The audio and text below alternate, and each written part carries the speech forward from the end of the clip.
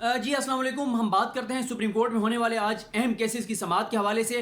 آج supreme court میں سب سے پہلا کیس تھا خواجہ سراؤں کے حقوق کے حوالے سے. ٹرانسجینڈرز کو جو مسائل تھے، جن مسائل کا سامنا تھا ان کو، اس کے حوالے سے سپریم کورٹ کے آج خود نوٹس لینے کے بعد ان معاملات کو حل کرنے کے لیے کافی تیزی آئی. پالیسی بنائی گئی، کمیٹیز بنائی گئیں.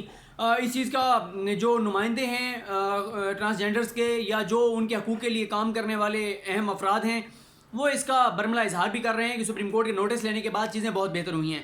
شناختی کارڈ کا معاملہ حل ہو گیا ہے، لیکن آج سپریم کورٹ نے یہ جو خبریں آ رہی ہیں ٹرانسجینڈرز کی KPK میں قتل کیے جا رہے ہیں، اس کے حوالے سے آج خود نوٹس لیا ہے اور 2 سال کا ریکارڈ مانگا ہے. پورے پاکستان میں جو ٹرانسجینڈرز کا قتل ہے، مبینہ طور پہ جو قتل ہو رہے ہیں، اس کے اوپر رپورٹ مانگی گئی ہے.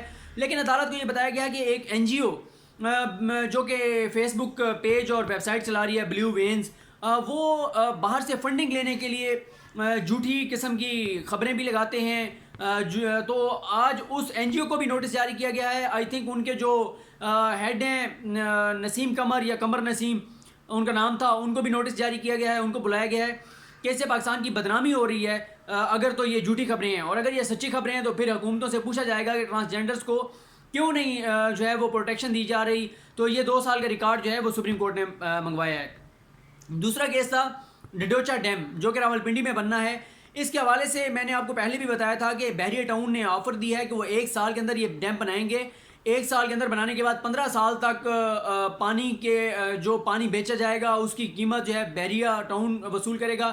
15 سال کے بعد جو ہے یہ ڈیم حکومت کے حوالے کر دیا جائے گا، کیونکہ یہ جہاں پہ بننا ہے وہاں پہ 11,000 کنال جو ہیں وہ آلریڈی بحریہ اور DHA کے پاس ہیں.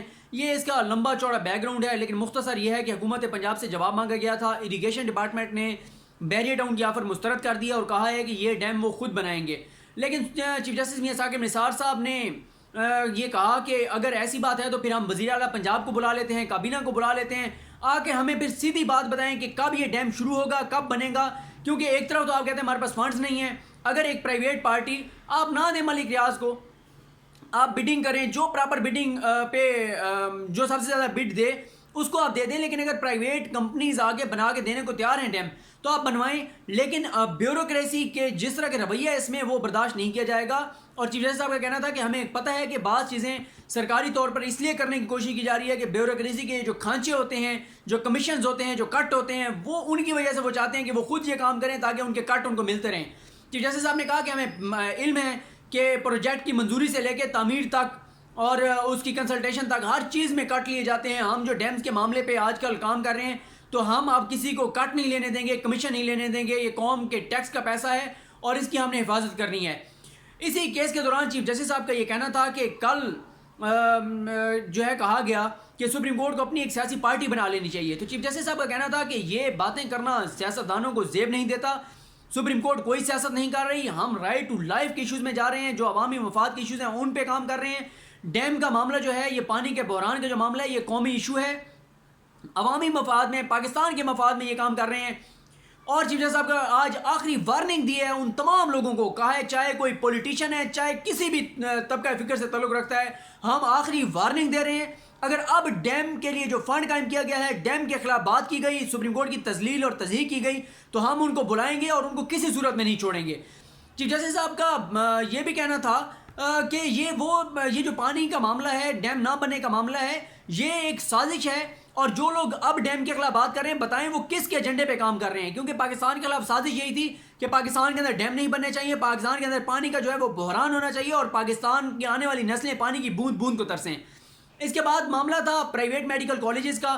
اس میں بتایا گیا کہ پیمرا کی PMDC کی ڈھاک کمیٹی اور پامی جو ہے پرائیویٹ میڈیکل کالجز کی جو ایسوسیشن ہے، انہوں نے آپس میں ایک MOU سائن کیا ہے.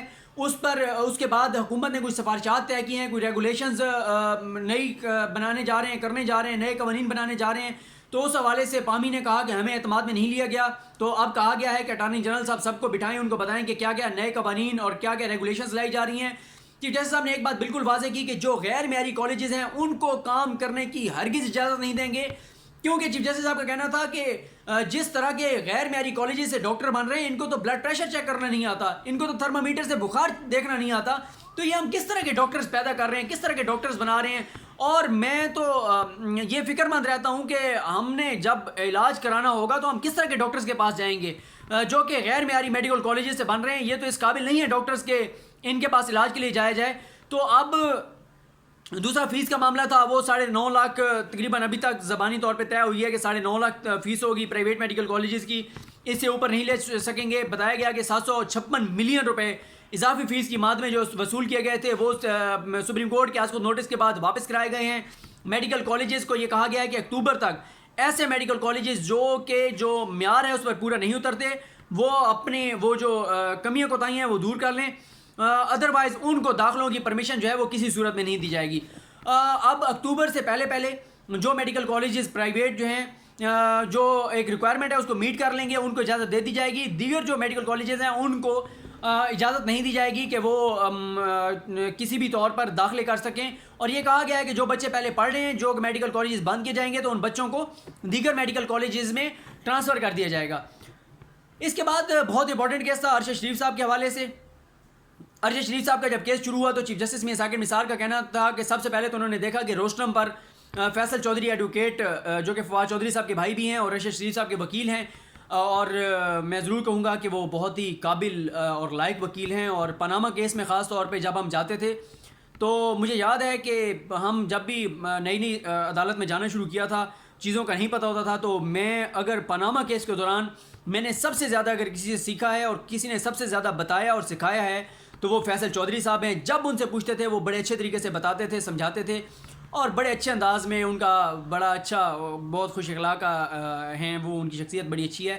تو فیصل چودھری صاحب بھی وہاں موجود تھے اور ان کے پیچھے ارشد شریف صاحب کے ساتھ جو ہیں وہ صابر شاکر صاحب, عارف امید بھٹی صاحب اور سمیع ابراہیم صاحب بھی موجود تھے. تو چیف جسٹس صاحب نے کہا کہ آن اے لائٹر نوٹ ہم جب کالج کے دور میں ہم یونینز میں بڑے ایکٹیو ہوا کرتے تھے, تو جب ہم جاتے تھے الیکشن میں ووٹ مانگنے کے لیے تو کچھ ایسے لوگوں کو لے کے جاتے تھے جس کا مطلب یہ ہوتا تھا کہ بھار پاؤ کمیٹی ہے. تو آج آپ بھی بھار پاؤ کمیٹی کو لے کے آئے ہیں, تو بھار پاؤ کمیٹی کے طور پر سامنے آئے ہیں. تو چیف جسٹس صاحب کا کہنا تھا کہ معاملہ صرف ارشد شریف کا نہیں ہے, ہم اس معاملے کی حساسیت کو سامنے لانا چاہتے تھے کہ جو معاملات عدالت میں ہوں ان کو عدالت کو ہی فیصلہ کرنے دیں, رات کو عدالتیں نہ لگائیں. یہ مت کہیں کہ عدالت نے یہ کرنا ہے, یہ نہ کرے, یہ نہ کرے, یہ کرے. چیف جسٹس صاحب کا کہنا تھا کہ مجھے دنیا کا کوئی قانون بتا دیں, کوئی قاعدہ بتا دیں, کوئی کتاب بتا دیں جو یہ کہتی ہو کہ اینکرز بیٹھ کر اور رات کو بتائیں کہ عدالت کو کیا کرنا چاہیے. چیف جسٹس صاحب نے ارشد شریف صاحب کو مخاطب کرتے ہوئے کہا کہ ارشد شریف صاحب, صحافت میں جتنا آپ کو علم ہوگا, جو آپ کو آتا ہوگا وہ ہم ججز کو نہیں آتا ہوگا, لیکن قانون میں جو ہمیں پتہ ہے وہ آپ کو نہیں پتہ. تو اس لیے ہم کہتے ہیں کہ عدالتی معاملات جو سب جوڈیس ہوں ان کے اوپر بات نہ کی جائے. اس کے بعد فیصل چودھری جو ہیں انہوں نے ارشد شریف کی طرف سے معافی مانگی, تو چیف جسٹس صاحب نے کہا نہیں, ارشد شریف خود معافی مانگیں. پھر ارشد شریف صاحب نے آگے معافی مانگی, پھر چیف جسٹس نے کہا کہ آپ یہ جو معافی مانگ رہے ہیں آپ یہ تحریری طور پر دے دیں. اس دوران چیف جسٹس صاحب کا یہ کہنا تھا کہ بتائیں کہ کیا رولز اینڈ ریگولیشنز ہیں کہ اگر کوئی اس طرح سے کرتا ہے, عدالتی معاملات میں مداخلت کرتا ہے تو ان کے خلاف کیا کارروائی ہونی چاہیے. تو پی بی اے کے وکیل فیصل صدیقی نے بتایا کہ کوڈ آف کنڈکٹ موجود ہے پیمرا کا, اس کے مطابق پیمرا نے کارروائی کرنی ہوتی ہے. لیکن اجاز الاحسن صاحب نے کہا کہ قوانین تو موجود ہیں لیکن ان پر عمل درآمد نہیں ہوتا. اجاز الاحسن صاحب کا یہ بھی کہنا تھا کہ ایک بار پروگرام جب ہو جاتا ہے, ڈیمیج ہو جاتا ہے, پھر آپ نوٹس لیں نہ لیں پھر اس سے تو کوئی فرق نہیں پڑتا کیونکہ جو نقصان ہو چکا ہوتا ہے. ڈیلینگ جو سسٹم ہے چینلز کا, اس کے بارے میں کہا گیا کہ چینلز کا جو ڈیلینگ سسٹم ہے وہ 10 منٹ کا ڈیلے ہوتا ہے, 10 سیکنڈ کا. تو اس کو عالمی طور پہ عالمی سطح پہ کئی ممالک میں 1 سے 2 منٹ ہے, تو چینلز کو یہ بڑھانا چاہیے. پھر یہ بھی کہا گیا کہ پیمرا جو ہے, پیمرا نے بتایا کہ 560 جو ہے انہوں نے پچھلے 2 سال میں شوکاز جاری کیے یا ایکشنز لیے, اس پہ پھر بعد میں کہا جاتا ہے کہ یہ آزادی صحافت پر بات آ گئی ہے. تو پھر اس دوران عارف امید بھٹی صاحب بولے, چیف جسٹس صاحب نے کہا کہ آپ چاہے ہمیں سزائے موت دے دیں. یہ میں آپ کو بتا دوں کہ آج 2 لوگوں نے عدالت سے خود ہی کہا ہے کہ آپ چاہے ہمیں سزائے موت دے دیں. ایک عارف امید بھٹی صاحب نے کہا ہے اور ایک ملک ریاض صاحب نے. ملک ریاض صاحب کے کیس کی میں آپ کو بعد میں بتاتا ہوں. تو انہوں نے کہا کہ لیکن ہمیں پیمرا کے رحم و کرم پر مت چھوڑیے, یہ بلیک میلر ہیں, ان کو سچ ہضم نہیں ہوتا اور یہ جو ہے آپ خود فیصلے کریں. تو چیف جسٹس صاحب نے کہا کہ قانون کے مطابق فیصلے ہونے ہیں, یہ بھی جو فیصلہ کریں گے قانون کے مطابق کریں گے, ان کے پاس ایسے اختیارات نہیں ہیں کہ جو مرضی جو دل آئے وہ فیصلہ کرتے رہیں, انہوں نے قانون کے مطابق فیصلہ کرنا ہوتا ہے. دوسری جو میڈیا کے لیے امپورٹنٹ بات ہے وہ یہ ہے کہ آج سپریم کورٹ نے یہ کہا ہے کہ اگر آئندہ عدالتی معاملات میں کوئی مداخلت کرے گا, کوئی اینکر, کوئی پروگرام, تو پھر سپریم کورٹ توہین عدالت کو جو سپریم کورٹ کے پاس قانون ہے اس کے تحت اس کے خلاف کارروائی کر سکتی ہے. یہ اس معاملے میں یہ کہا گیا کہ پیمرا نوٹس لے گا, اگر پیمرا کارروائی نہیں کرے گا تو عدالت خود سے آج کو نوٹس بھی لے سکتی ہے، اور اگر پیمرا نوٹس لے کے عدالت کے نوٹس میں یہ لاتی ہے کہ یہ توہین عدالت انہوں نے کی ہے، تو پھر عدالت سن کے اور فیصلہ کرے گی. اگر توہین عدالت لگی عدالت کو اس معاملے میں، تو عدالت جو ہے وہ پھر توہین عدالت کے تحت جو ہے وہ سزا سنا سکتی ہے. کہ جیسے صاحب کا یہ بھی کہنا تھا کہ انہوں نے حوالہ دیا کہ ایک ڈرامہ ہوتا تھا تلقین، جس میں اشفاق احمد صاحب اور سوری ڈرامہ نہیں تھا، پروگرام تھا تلقین، اشفاق احمد صاحب اور ہدایت اللہ ہوتے تھے. تو ہدایت اللہ سے پوچھا گیا کہ یہ بتاؤ کہ پنجابیوں نے کہا کہ کوئی تھپڑ مار کے اور پھر سوری کر لے تو یہ کیسا ہے؟ تو انہوں نے کہا پھر فائدہ کہ جب ایک بندے نے تھپڑ مار لیا اس کے بعد سوری کر لی ہے. تو توہین عدالت کرنے کے بعد جیسا صاحب کا کہنا تھا پھر یہ نہیں ہے کہ آپ آ کے اور پھر جو ہے وہ معافی مانگ لیں. تو یہ ارشد شریف صاحب کا جو کیس تھا اس میں یہ ضرور کہا گیا ہے کہ ہم جو یہ کسی بھی کیس آگے جو ہمارے پاس آئے گا اس میں طے کر دیں گے کہ میڈیا کو عدالتی معاملات میں کیا کیا باتیں کرنی چاہیے اور کیا کیا باتیں نہیں کرنی چاہیے. اس اگلے ہم کیس میں ہم جو ہے وہ اس کا فیصلہ کریں گے. اینڈ کے اوپر فیصل چودھری صاحب نے چیف جسٹس صاحب سے کہا کہ پیمرا سے کہہ دیں کہ اب معاملہ ختم کر دیں اور ارشد شریف صاحب کے خلاف کوئی کارروائی نہ کریں. تو چیف جسٹس صاحب نے پیمرا سے یہ کہا ہے کہ آج ان کو پکڑیے گا نہیں، اس معاملے میں چھوڑ دیں، اور آئندہ ان کو چھوڑنا نہیں ہے. ان کو یا کوئی بھی آئندہ کرے تو اس کو آپ نے کسی بھی صورت میں نہیں چھوڑنا. گرینڈ ہیت سکینڈل تھا، گرینڈ ہیت ہوٹل جو سکینڈل ہے وہ تھا، اس میں بتایا گیا آج ایف آئی اے نے یو ٹرن لیا ہے. ایف آئی اے نے اپنے 3 رکنی ممبران کی کمیٹی کے فیصلے کے بعد جو 1 رکنی کمیٹی بنا کر کیپٹن شعیب صاحب کے ذریعے جو کلین چٹ دی تھی، آج ایف آئی اے نے ہاتھ کھڑے کر دیے ہیں. ایف آئی اے نے یہ کہا ہے کہ ہمارا اب کوئی لینا دینا نہیں ہے اسکینڈل سے، یہ معاملہ نیب میں جا چکا ہے. اور اب کیونکہ اس اسکینڈل کے اوپر فیصلہ آ چکا ہے اسلام آباد ہائی کورٹ کا، تو اب اپیل کا ٹائم کیونکہ ابھی ہے، تو اب سپریم کورٹ نے کہا ہے کہ اپیل میں ہم دیکھ لیتے ہیں، اگر اپیلیں آتی ہیں اسلام آباد ہائی کورٹ کے فیصلے کے خلاف تو پھر ان کے ساتھ ہم اس معاملے کو سنیں گے. تو اب اس معاملے کو غیر معینہ مدت کے لیے ایڈجن کر دیا گیا ہے. کسی بھی موقع پہ جب اسلام آباد ہائی کورٹ کے خلاف جو اپیلیں آئیں گی تو ان اپیلوں کے اندر جو ہے اس کو سنا جائے گا.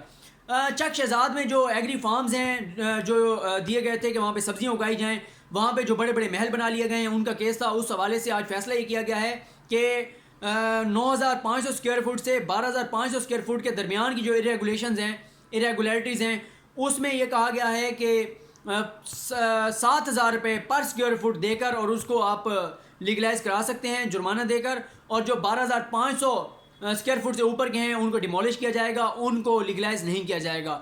اور 2-3 ماہ کا وقت دیا گیا ہے سی ڈی اے کو کہ وہ وصولیاں کرے گا. 3 ماہ بعد جو پیسے نہیں جمع کرائے گا تو وہ جو غیر قانونی ان کی تعمیرات ہیں ان کو گرا دیا جائے گا. بیوروکریسی کا کیس تھا، اس میں اہم پیش رفت یہ ہے کہ بیوروکریسی کے جو کیسز ہیں، جو فواد حسن فواد نے جو کھلواڑ کیا، جو نواز شریف کے دور میں جونیئر افسران کو نوازا گیا، جو غیر قانونی طور پر ترقیاں دی گئیں، اس کیس کے معاملے میں اس طرح کے جو کیسز ہیں ان کے معاملے میں سیکٹری اسٹیبلشمنٹ کو ایک تو یہ کہا گیا ہے کہ وہ دوبارہ ایسے لوگوں کا دیکھیں جو متاثرہ ہیں، جن کو ترقی نہیں دی گئی تھی فواد حسن فواد کے دور جب وہ سارے معاملات کو کنٹرول کر رہے تھے.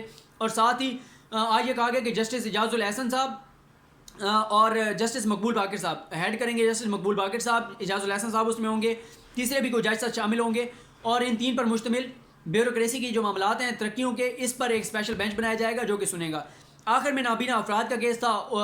نابینا افراد کے معاملے میں جو ان کی درخواست تھی اس پر وفاق کو اور تمام صوبوں کو نوٹس جاری کر دیا گیا ہے. رشید رضوی صاحب عدالت میں موجود تھے. چیف جسٹس صاحب نے کہا کہ ان کو یہ غریب لوگ ہیں، یہ تو وکیل نہیں کر سکتے، ان کو کوئی وکیل دیجیے. تو انہوں نے یہ کہا ہے کہ میں خود اس معاملے میں وکالت کروں گا اور میں خود اس کیس کو آگے لے کے چلوں گا. اب رہ گیا ہے بہت ہی امپورٹنٹ میٹر، وہ ہے ملک ریاض صاحب کا کیس. وہ بہت لمبا چلا، 2 گھنٹے کی اس کی پروسیڈنگ ہے. وہ بہت انٹرسٹنگ زبردست اس میں آبزرویشنز تھیں، خاص طور پہ جسٹس آصف سعید خان کھوسہ صاحب کی. وہ 5 رکنی بینچ تھا، اس کے حوالے سے میں انشاءاللہ آپ کو اگلی ویڈیو میں بتاتا ہوں. جیسے میں نے ٹویٹر پہ بھی کہا تھا کہ آئندہ میں جب کہوں گا کوئی ویڈیو میں ڈالوں گا ریکارڈ کر کے، تو انشاءاللہ اس میں کوئی کمی کوتاہی نہیں ہوگی. تو انشاءاللہ ابھی جو ہے وہ میں جو ملک ریاض صاحب کا کیس ہے اس کیس کی میں انشاءاللہ ابھی ویڈیو الگ سے اپلوڈ کر کے ریکارڈ کر کے اپلوڈ کروں گا. اللہ کریم آپ کا حامی و ناصر ہو. خدا حافظ.